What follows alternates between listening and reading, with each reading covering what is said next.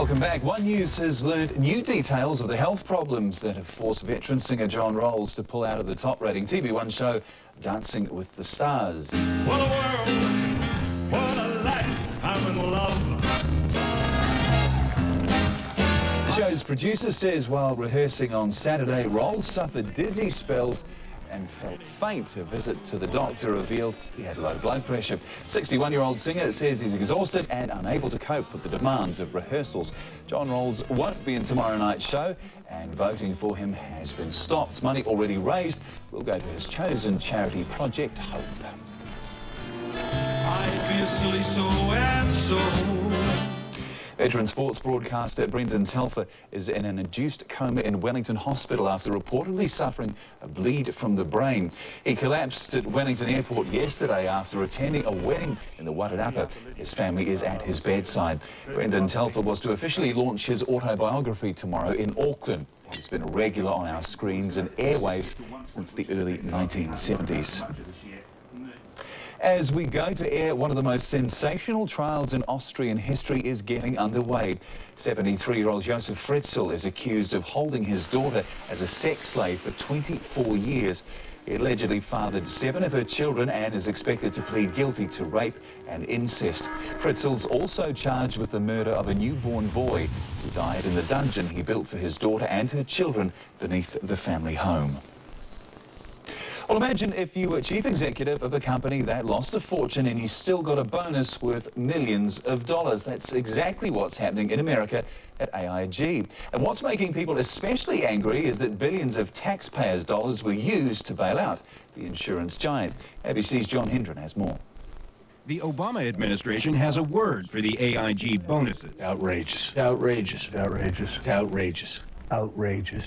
An angry Treasury Secretary Timothy Geithner called AIG Chief Executive Edward Liddy Wednesday, demanding he slash the bombshell bonuses.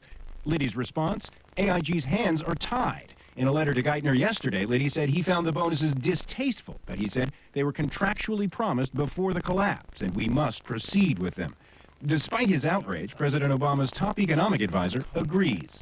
The government cannot just abrogate contracts. Lawmakers are particularly furious that the bonuses are going to the very unit at AIG whose risky behavior nearly brought down the company and the U.S. economy. The message here, I'm afraid, is let's enter into a bunch of contracts real quick, and we'll have the taxpayers pay bonuses to our employees. This is an outrage. This is an example of people at the commanding heights of the economy misbehaving. Liddy was recruited by the Bush administration to run AIG, and the bonuses were negotiated before he arrived. But Congressman Elijah Cummings cites the lavish corporate parties AIG has held since the bailout and the huge losses the company has had of late. He says Liddy should step down. It's like, okay, you got to help me. Screw you. And by the way, I'm going to take your money and I'm going to slap you with it. He has trouble swallowing AIG's claim that the bonuses are to retain executives. Where are they going to go? I mean, think about it. Where are they going to go? All right, time now for the numbers. Let's see what's been happening on the financial markets. And a quiet day on the New Zealand market. It finished today up 21 points on turnover of $73 million. Taking a look at markets around the rest of the world, all in pretty good nick in the European markets at the moment. The FTSE up 66 points, 3820.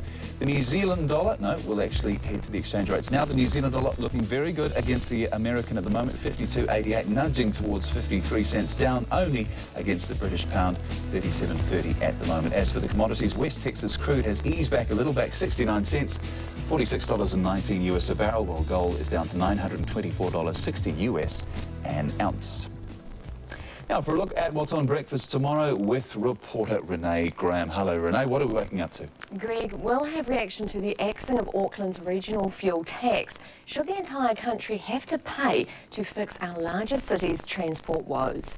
And a disturbing new survey which finds 25% of all Kiwi teens have been sexually solicited online.